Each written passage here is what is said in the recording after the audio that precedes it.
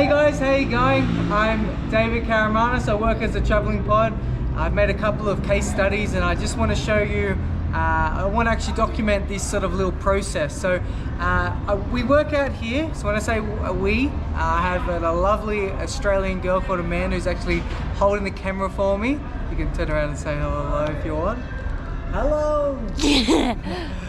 Anyway, so when we work outside the VS with the migrants that pass through, a lot of people coming with a lot of foot problems. I work as a podiatrist and Amanda's a nurse with some special skills. And we're seeing a lot of plantar fasciitis, tibialis posterior tendinopathy, all these inflammation issues of the feet.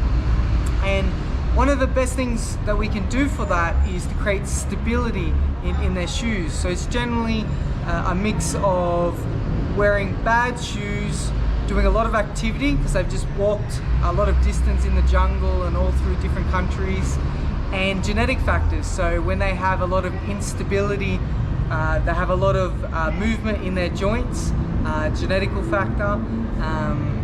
All of those factors can create the tendons overworking, create inflammation. Anyway, please forgive me, I've been in bed for the last couple of days, severe diarrhea, so this is me having a go. Anyway, so let me talk to you. So firstly, come down, Lewis, Ben. So what we're doing, presenters mi amigo Lewis. Hey. Ooh. So we all live here at the Vias. Anyway, so I want to make some plantees. I want to make some orthotics. No tengo.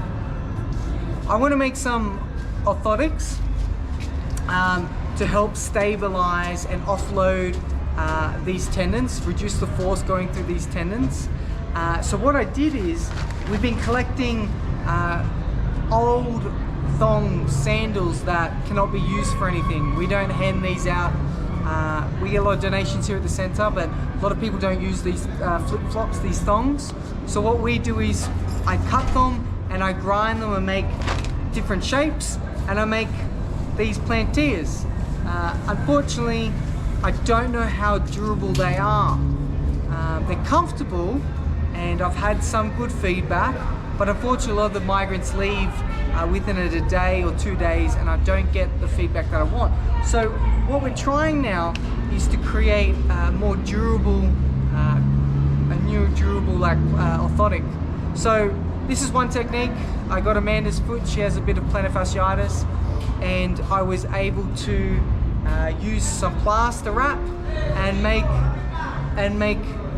this shape, and then that's my negative cast, and then I poured some plaster to make this positive cast. So obviously I added some more plaster around here because it was non-weight bearing.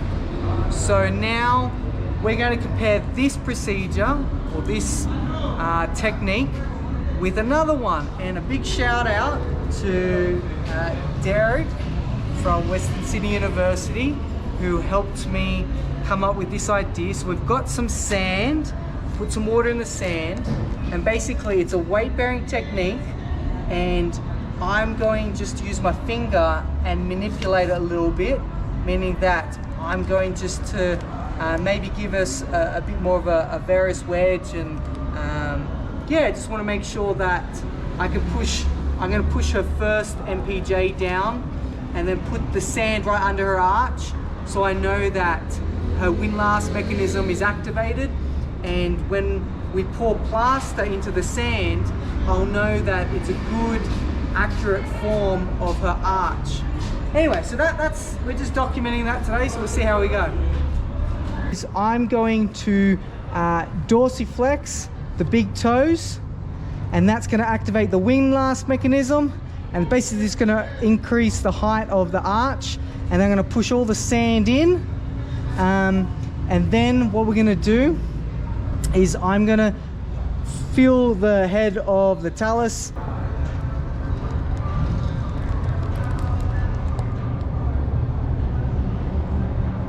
All right, so it's been about, I don't know, 25 minutes, and I've they've hardened.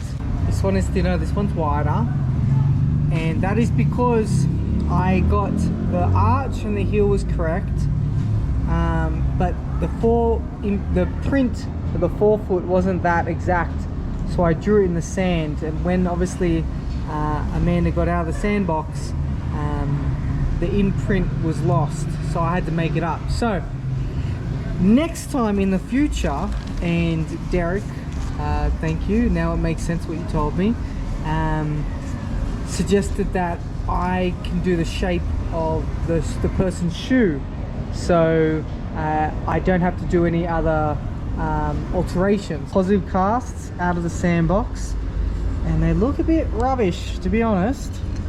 Not too happy with them. Now, one of the problems I'm starting to think about is if the sand is not flat and she stands, or someone stands on the sand, I could possibly have not a correct imprint. So as you can see here, I pushed down on the 5th metatarsal. There's a lot of movement there, and I think, you know, when she was getting out of the box, that foot went into that midfoot, everything went into pronation. You can see that sort of gap here, that everything is pushing medially. Now I'm thinking of maybe getting a plain board and getting her to stand on that, and then putting sand around it, and that may give me a better imprint. So I'm gonna try, see how that goes.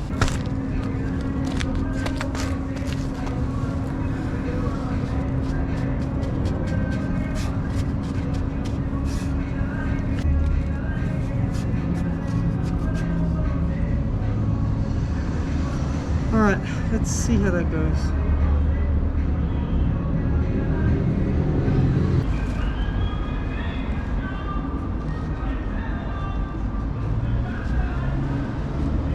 Just pouring it in. University, we used to put popsicle sticks inside the plaster. That would have been a good idea to make sure it's strong. But we don't have any, but that's alright. Alright, we have a winner. I have taken the sand away and given it a wash, and as you can see, I'm pretty happy with it. I think that's the best one that we've had, the one that I've tried. You can see that trying to bulge out there. So yeah, all I have to do now is, well, what I'm going to try and do is put a plastic 3mm polypropylene. This is weight bearing. I've activated the windlass mechanism, so the arch is contracted. And alright, so what we're doing here now is Amanda May is loading up the plastic that we have washed. Probably not so well.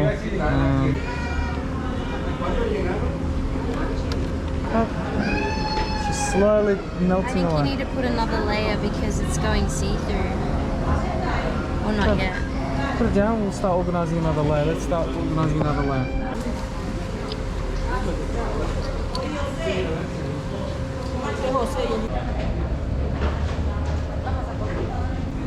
It's been going for about 20-25 minutes. I've added 3 times to it. Fantastic. I think it's big enough. I'm going to put it in a mold now. Now it's big enough?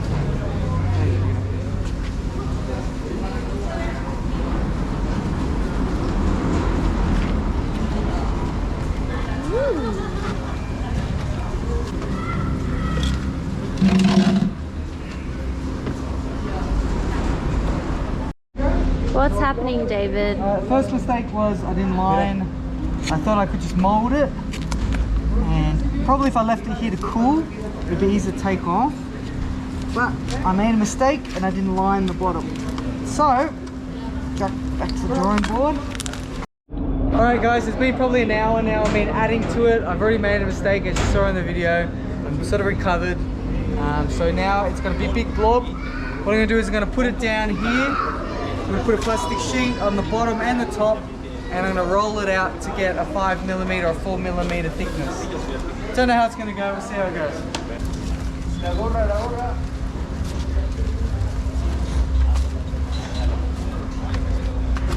Alright, so I'm having a bit of a problem, it's frustrating me. I'm making this super hot in my hands. I've been using a roller, and I can't roll it out. I can't get a consistent I can't get a consistent 5mm. So there's no way I'm gonna get a 3 or 4mm. So I'm gonna try again. What I'm gonna do is, we're gonna leave it as this formation. When it melts down, I'm gonna put one more layer on, and I'm not gonna roll it or anything like that. That's gonna be my, so wherever the holes are, sorry, I just bumped that. Wherever the holes are, I'm just gonna put layers on top to cover the holes. Anyway. Alright, so this is the shape we have at the moment. It's a better shape.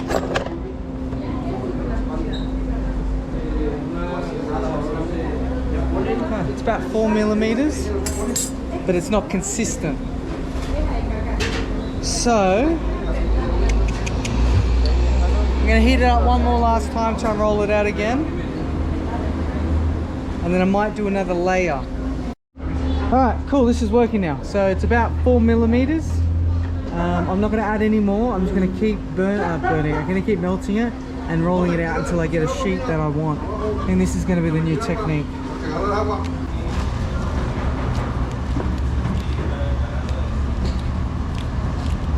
The arch first. Hill cut.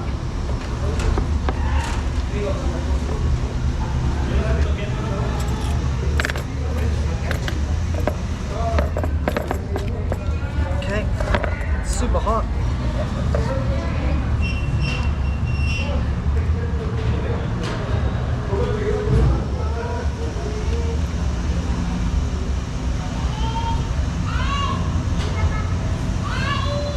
Burning my fingers.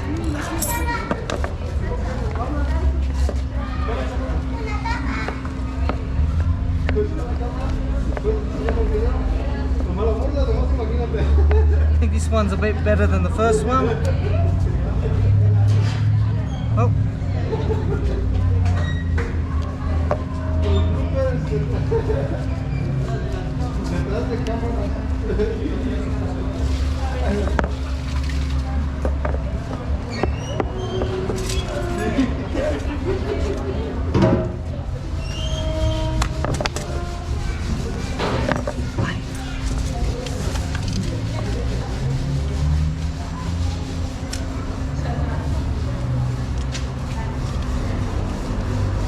Probably too hard now.